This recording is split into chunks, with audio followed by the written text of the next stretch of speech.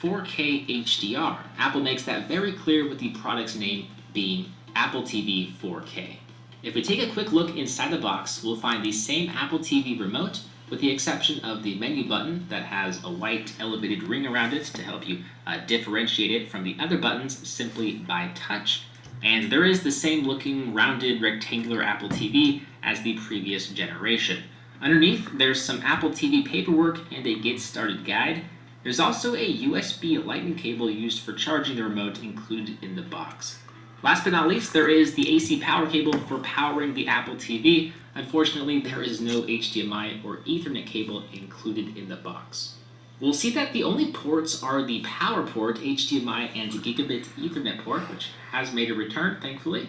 The Apple TV 4K runs tvOS 11 out of the box, and it brings a host of new features, like the ability to sync your home screens across all of your Apple TVs, the ability to control the Apple TV via your iPhone and iPad, and new display languages.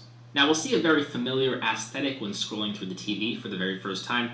If we head to the settings and TV and audio settings, we'll see that the Apple TV has automatically cranked up the resolution to 4K to support my 4K Vizio P-Series television.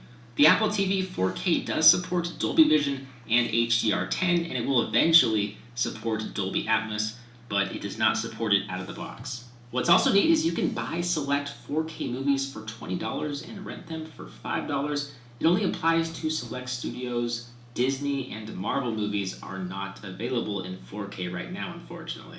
The new Apple TV is also much faster, sporting the A10X Fusion chip. That's the same processor that is in the most up-to-date iPad Pro models. It also features Bluetooth 5.0. With that said, this has been a first look at Apple's new 4K Apple TV. It starts at $179 for the 32GB variant, with the 64GB variant available for $200.